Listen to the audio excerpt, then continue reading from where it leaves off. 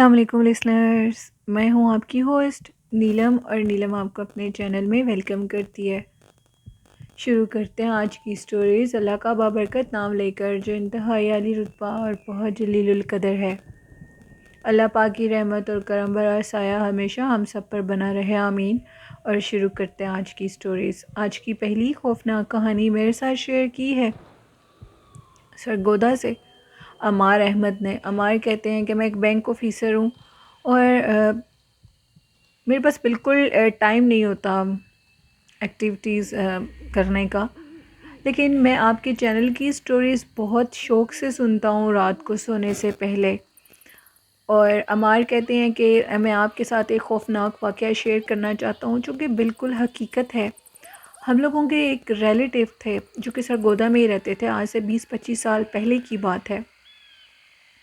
واقعہ کچھ اس طرح ہے کہ ان کے گھر میں کہا جاتا تھا کہ ایک جن آتا ہے، اور پہلے تو وہ جن ایک بزرگ کے روپ میں آتا تھا، لیکن وہ بزرگ کسی کو نقصان تو نہیں دیتا تھا، لیکن اس کی محسوس ہونے کا جو انداز وہ اس طرح تھا، اگر سارے بیٹھے ہوئے ہیں تو اچانک سے دروازہ کھلتا تھا، اور دروازہ کھلنے کے بعد خوشبو آتی تھی، اور وہ جو چیز ہے وہ اوپر سیڑھیوں کی طرف چلی جاتی تھی۔ ابھی یہ مسلسل واقعات ہونے شروع ہو گئے، شروع سے ہی وہ اس گھر میں جانتے تھے کہ اس طرح کے منحوس کچھ کام ہو رہا ہے۔ منحوس اس سینس میں کہ وہ جو بزرگ تھا اس کے آنے سے خوشبو تو آتی تھی، لیکن اس کے بعد ان کے گھر میں مختلف بیماریوں نے جنم لینے لگی۔ بیماریاں اس طرح کے کھڑے کھڑے ان کی جو گھر کی خواتین تھیں وہ گرتی تھیں اور بے ہوش ہو جاتی تھیں، اور 2-2 دن بے ہوش رہتی تھیں۔ ان کے جو جینٹس تھے ان کی طبیعت خراب ہونے لگ گئی۔ ابھی یہ واقعات شروع ہی ہوئے تھے ان کے گھر میں، تو اب وہ کیا دیکھتے ہیں کہ وہ بزرگ تو آتا ہوا نظر نہیں آتا، لیکن دروازہ کھلتا ہے مغرب کے ٹائم پر، اور اندر ایک روشنی کا بہت بڑا ایک ہالہ، ایک جس کو ہم ہالہ بولتے ہیں، گول سا واضح روشنی کا ایک بال نما ہالہ اندر آیا ہے، اور وہ سیڑھیوں کی طرف اوپر چلا گیا ہے۔ اوپر اب جیسے ہی وہ گیا ہے تو سب سے اوپر والی منزل پر عمار کہتے ہیں کہ ان کا سٹور تھا، اور سٹور کو لاک لگا ہوتا تھا، لیکن محسوس ہوتا تھا کہ جیسے کسی نے باقاعدہ سٹور کا دروازہ کھولا ہے، اور اچانک سے سٹور ہمیں باہر محلے والوں نے ہمارا دروازہ نوک کیا اور یہ کہا کہ آپ کے سٹور میں آگ آسمانوں کو چھو رہی ہے۔ ہمیں پتہ نہیں لگا، عمار کہتے ہیں کہ وہ کہتے ہیں اوپر سے جا کر دیکھا تو جتنا بھی سٹور کا سامان تھا وہ جل کے راکھ ہو گیا تھا۔ ابھی اس واقعے میں ہی تھے، سال گزرا، آگ کے اس بال نما گولا جو کہ سارے گھر میں جاتا ہوا مغرب کے ٹائم نظر آتا تھا، ابھی یہ واقعہ شروع ہی تھا۔ تو ایک دن ان کے جو والد تھے وہ اپنے اوپر والے پورشن میں سوئے ہوئے تھے، ان کی طبیعت کچھ ناساز تھی کہ اچانک سے ان کی چیخو پکار کی آوازیں شروع ہو گئیں۔ انہوں نے جا کر دیکھا تو ان کے کپڑوں کو باقاعدہ آگ لگی ہوئی تھی، اور وہ یہ کہہ رہے تھے کہ آگ کا وہی گولا اندر آیا ہے اور میری ٹانگوں کی طرف سے میرے کپڑوں میں گھس گیا ہے، اور 10 دن وہ ہاسپٹل میں رہے اور پھر ان کی ڈیتھ ہو گئی۔ یہ واقعات اس گھر میں شروع ہو گئے۔ انہوں نے کسی اللہ والے سے رابطہ کیا، وہ آئے اسی جس ٹائم پر وہ آگ کا گولا گھر میں انٹر ہوتا تھا، وہ اللہ والے آئے تو انہوں نے ان سے باقاعدہ ہم کلام ہوئے اور ان سے پوچھا، تو انہوں نے کہا کہ میں اسی گھر میں رہتا ہوں، میں نے ان لوگوں کو بہت دفعہ اپنا آپ دکھانے کی کوشش کی اور یہ کوشش کی کہ شاید یہ اس گھر کو چھوڑ جائیں، لیکن ایک دن میں جن سیڑھیوں کے راستے سے اوپر جا کر نماز پڑھتا تھا، اس سیڑھیوں کے راستے میں ان کے کسی بچے نے حاجت کرتی تھی، جس کی وجہ سے میرے کپڑے گندے ہو گئے۔ میں ان سب کو نہیں چھوڑوں گا، اگر یہ اس گھر کو چھوڑ دیں گے تو میں ان کی جان چھوڑ دوں گا۔ اب وہ لوگ اس چیز کو ماننے کو تیار ہی نہیں تھے۔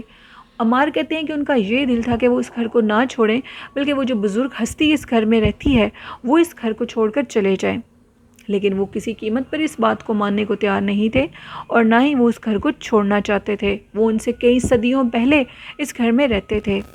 عمار کہتے ہیں کہ پھر ان کے گھر میں یہ واقعات شروع ہو گئے۔ پہلے آگ لگی، ان کے والد صاحب کی پھر ڈیتھ ہوگی آگ لگنے سے، پھر اس کے بعد ان کو یہ محسوس ہوتا تھا کہ جیسے ان کے جو بند کمرے ہیں ان کو کوئی باقاعدہ ڈنڈے مار کر سامان کو توڑ رہا ہے، اور سامان چکنا چور ہو گیا ہے۔ جب جا کر دیکھا جاتا تھا تو واقعی سامان کا نقصان ہوا ہوتا تھا۔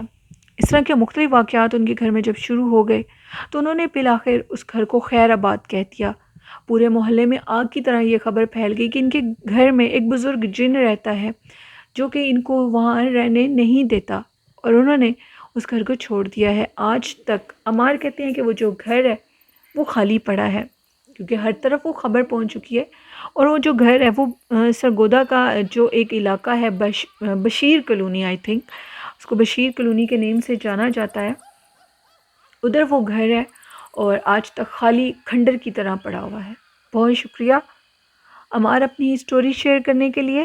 تو بڑھتے ہیں آج کی دوسری خوفناک کہانی کی طرف۔ آج کی دوسری خوفناک کہانی میرے ساتھ شیئر کی ہے سبرال سے۔ ان کی سٹی کا نام سبرالہ ہے یا سبرال ہے، آئی تھنک۔ وہ کہتے ہیں کہ ہم لوگ ایک جس علاقے میں رہتے ہیں وہ سارا یعنی پہاڑی علاقہ ہے، اور ادھر کہا جاتا ہے کہ جنات کا بہت زیادہ، پہاڑوں کے اوپر تو ویسے ہی جنات کا بہت بسیرا ہوتا ہے۔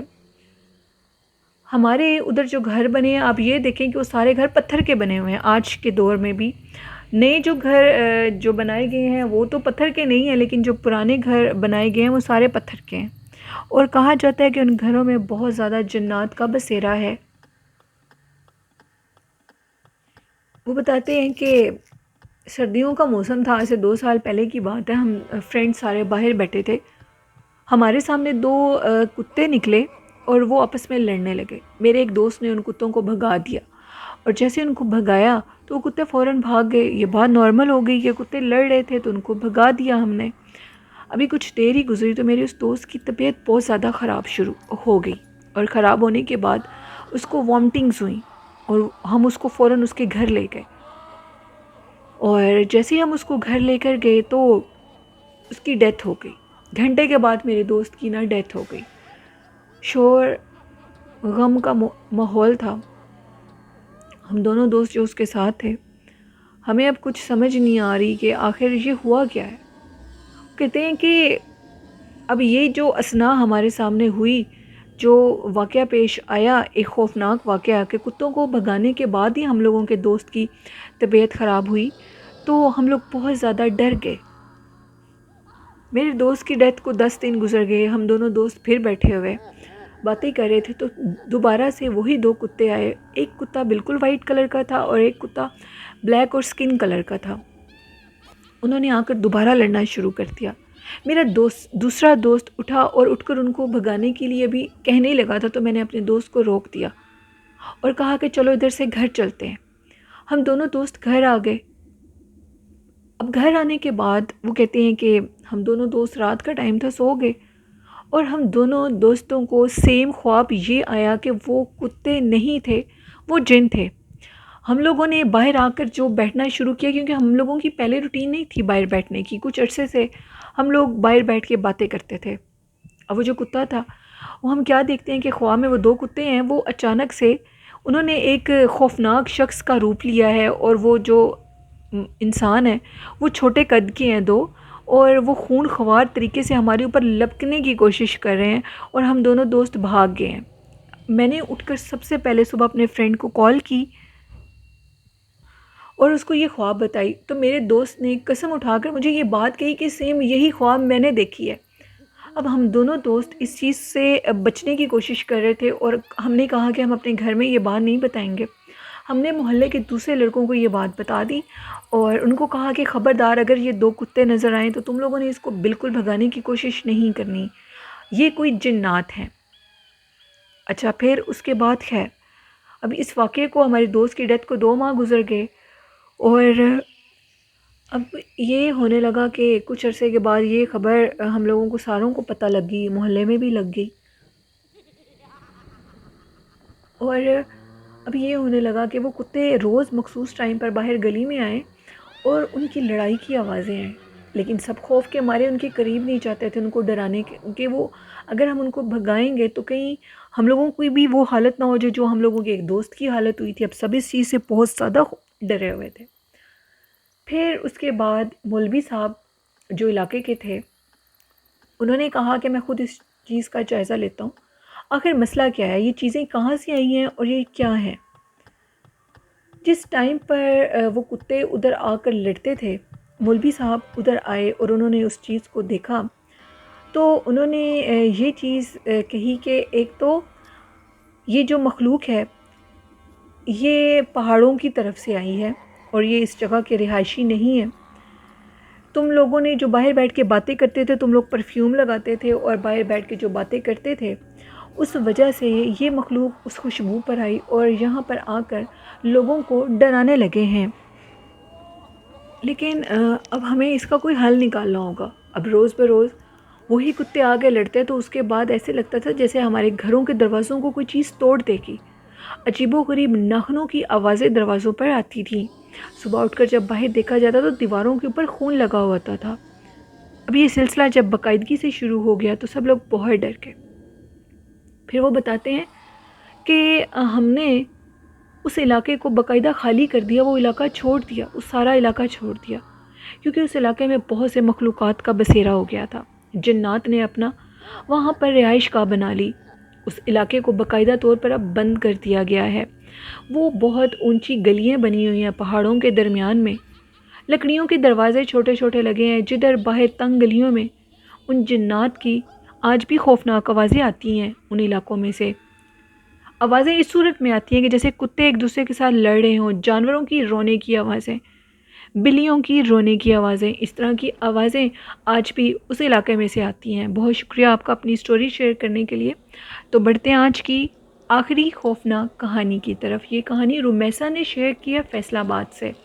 رمیسا کہتی ہیں کہ فیصل آباد کا ایک مشہور آپ یہ کہہ لیں پارک ہے، ڈی پارک کے نیم سے انہوں نے کہا ہے۔ ادھر کہتے ہیں کہ اس پارک میں بہت سے بچے آ کر کھیلتے ہیں، ادھر بھی بہت زیادہ جنات کے وجود کا اقرار کیا جاتا ہے لوگوں کے مطابق۔ میں نے آج تک دیکھا تو نہیں ہے، رمیسا کہتی ہیں۔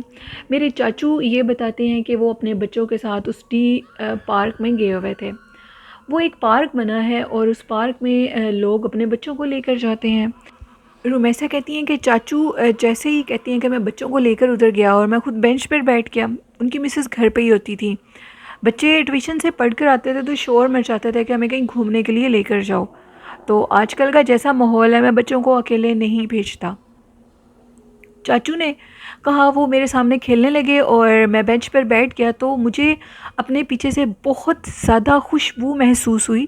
خوشبو اس قدر تیز تھی کہ میرے سر میں درد ہونے لگی۔ میں نے پیچھے سے پلٹ کر دیکھا تو ایک عورت کھڑی ہوئی تھی جو کہ بالکل سفید لباس میں تھی اور ایک درخت کے پاس کھڑی ہوئی خاموشی سے مجھے دیکھ رہی تھی۔ وہ عورت مجھے کچھ ٹھیک نہیں لگی اور وہ پاؤں سے ننگی تھی اور اس کے سر پر دوپٹہ بھی نہیں تھا۔ وہ ایک لڑکی تھی جس کی ایج 24 سے 25 سال ہوگی۔ اس لڑکی کو دیکھ کر میں نے کہا کہ بہن تمہارے پاس دوپٹہ نہیں ہے؟ اگر تم کہتی ہو تو میں تمہیں دوپٹہ لا دیتا ہوں، بس مجھے یہ کہنے کی دیر تھی۔ وہ عورت میرے سامنے ایک بلی بنی اور بلی بن کر درخت کے اوپر چڑھ گئی۔ چاچو کہتے ہیں کہ وہ جو اس ٹائم یہ واقعہ پیش آیا میرے ساتھ وہ اس قدر خوفناک تھا، میرا سر چکرانے لگا، سر میں درد پہلے ہی تھی۔ وہ مجھے ایک خواب لگ رہا تھا کہ جیسے خواب میں ہیپننگز ہوتی ہیں، انہونی ہیپننگز ہوتی ہیں جن کے متعلق انسان سوچ نہیں سکتا، وہ ایک ایسی ہیپننگ تھی جو کہ میں نے اپنی آنکھوں کے سامنے ایک انسان کو بلی کے روپ میں باقاعدہ بنتے ہوئے دیکھا۔ ادھر سے چاچو نے فوراً بچوں کو لیا اور وہ گھر کی طرف چلے گئے۔ بہت سے لوگ اس پارک کے متعلق کہتے ہیں کہ وہاں پر خواتین کو دیکھا جاتا ہے رات کے ٹائم ٹہلتے ہوئے، جو کہ دیکھتے دیکھتے غائب ہو جاتی ہیں، جو کہ میرے چاچو اس چیز کے گواہ ہیں۔ یہ ایک چھوٹا سا واقعہ تھا رمیسا کا جو فیصل آباد سے شیئر کیا۔ بہت شکریہ رمیسا اپنی اسٹوری شیئر کرنے کے لیے۔ تو لسنرز یہ تھیں آج کی خوفناک کہانیاں، آپ لوگوں کو کیسی لگی ہیں؟ اپنا فیڈ بیک مجھے ضرور دیجیے گا۔ آپ بھی اپنی خوفناک کہانیاں میرے ساتھ شیئر کر سکتے ہیں ڈسکرپشن باکس میں میرے ای میل آئی ڈی اور فیس بک آئی ڈی پر، اور کومنٹ باکس میں بھی۔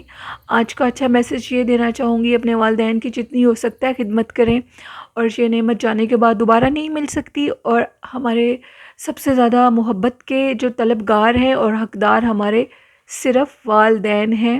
میں سمجھتی ہوں کہ دنیا میں اس سے زیادہ کوئی رشتہ بھی اتنا وفادار نہیں ہو سکتا۔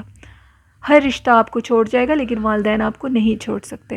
یہ میرا اچھا میسیج تھا، پلیز اپنے والدین کی قدر کریں، ان کی خدمت کریں، اور ان سے پیار کریں. آئی ہوپ اس پہ ضرور عمل کریں گے. اور اسی کے ساتھ میں یہ کہنا چاہوں گی کہ میرے چینل کو جس طرح آپ سپورٹ کر رہے ہیں اسی طرح سپورٹ کرتے رہیں. آپ کی سبسکرپشن میری بہت حوصلہ افزائی کرتی ہے. اسی کے ساتھ اپنی ہوسٹ نیلم ویر کو اجازت دیجیے. مجھے اور میرے والدین کو اپنی ڈھیروں دعاؤں میں یاد رکھیے گا. اپنا اور اپنے والدین کا بہت سا خیال رکھیے گا. اللہ حافظ. اللہ نگہبان.